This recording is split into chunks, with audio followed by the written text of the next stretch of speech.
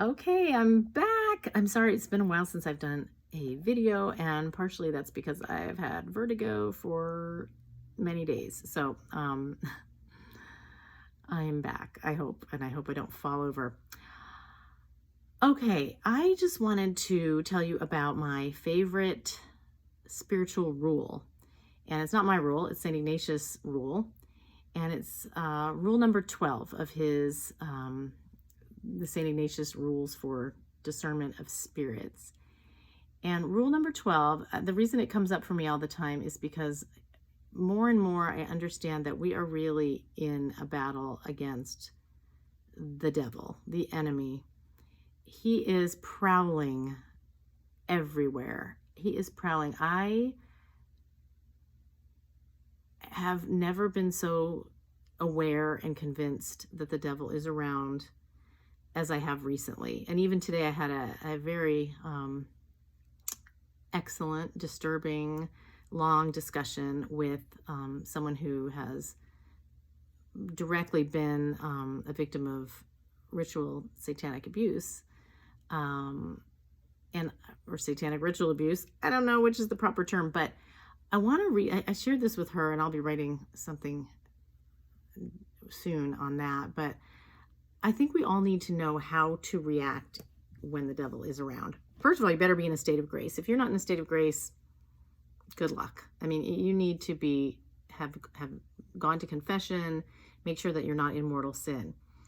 But St. Ignatius says that in rule number 12, that the enemy, which of course is the devil, Satan, and don't be offended by this terminology. I love this terminology because it actually deals with human nature. You'll see what I mean in a second. St. Ignatius knew about human nature.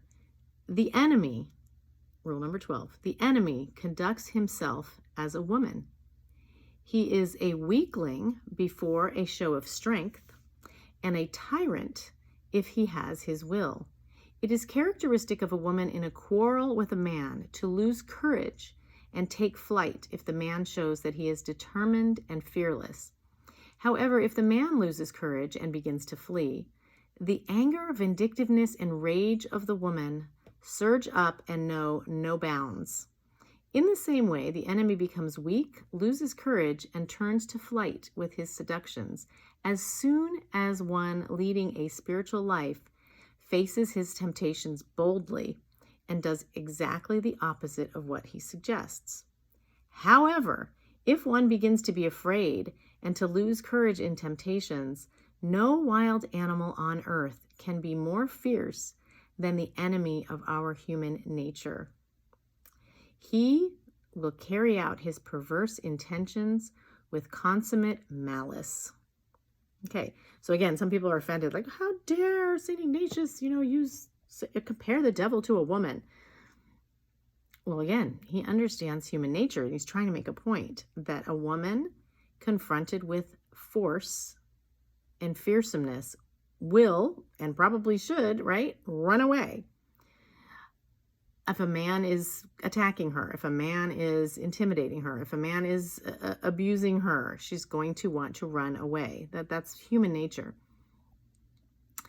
What is also human nature is that if a man is weak in front of a woman, just kind of a weak, wimpy, cowering simp, we know that women will become more fearsome than ever. The women would be more rageful, more vindictive to kind of an effeminate, Weasley man who wants to run away or become squirrely. So that's why we know through human nature that this analogy is good, because it makes sense. So when you are attacked by the devil, or when he is showing up in your life in the form of others, or just on his own, or however, in form of temptations, which is really what he's talking about here, do not cower in fear. That's what he wants. And then he becomes more ferocious if you cower in fear. But head straight on, meet him head on, be ferocious back to him, or be strong, be confident. Call him out a little bit, and he will flee away. Just flee away, because he can't really withstand any actual pushback by a confident child of God who is in a state of grace and acting, in the name of Jesus Christ. So I just really like that rule number 12, because we're going to need that. The devil is everywhere. Please, everyone, just use that rule, understand it. I think of it, again, several times a day sometimes. So anyway, I'll be back with more stuff. There's just so much going on, you guys. There's so much going on. And there is so much bad stuff.